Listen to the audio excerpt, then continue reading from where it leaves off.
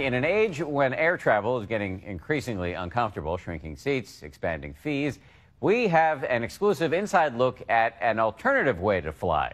There's only one prerequisite. You have to be President of the United States. Here's ABC's chief White House correspondent, Jonathan Karl.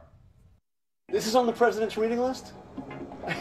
That might be on the First Lady's.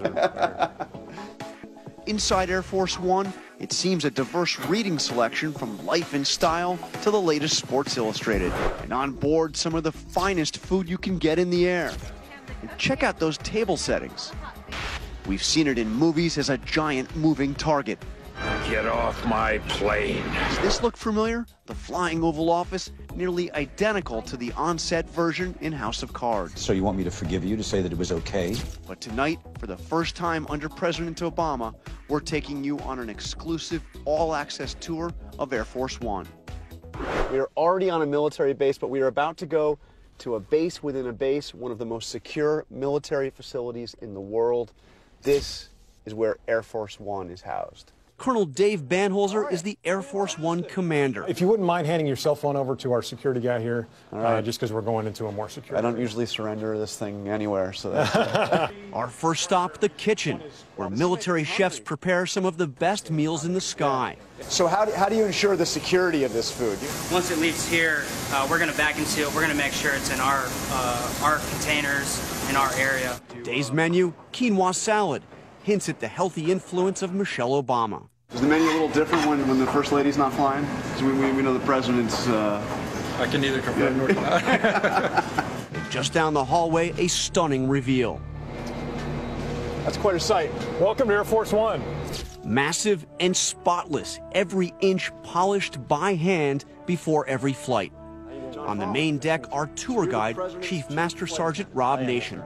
This is the President's office, if you will. He can come in and do any of his day-to-day business here. He has the capabilities the same as the White House. On every flight, the President's personal physician. He can transform his cabin into an airborne emergency room.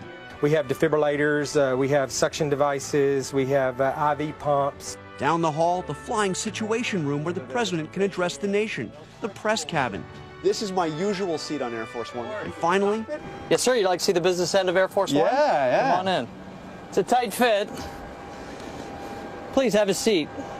That's the co-pilot seat, so you can be my co-pilot today. All right. What's the most challenging place you've had to land? Afghanistan is the most, hard thumping until you get on the ground there, and then you get out of there safely. Yeah. Air Force One, most certainly secure. After all, it flies America's first family. I got to ask you, do you have a lot of weapons on this plane? The president is very well protected. One Hollywood myth busted. So have you ever seen the movie Air Force One? I have. Totally realistic, right? Absolutely not. Now, there is no escape pod on board the airplane, contrary to public myth. Our tour complete, we join the crew and President Obama for his 1070th flight, a trip to New York City. Quinoa. Just enough time to order lunch. Hey, Mom. And for a quick call to Mom on the President's secure line. And our journey ends here on the tarmac at JFK Airport in New York. Yet another on-time arrival for Air Force One.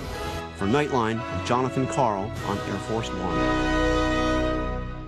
Our thanks to John Karl. And this question, what are your in-flight essentials? Go to our Nightline Facebook page and let us know the magazines, movies, or snacks you've always got to have on hand.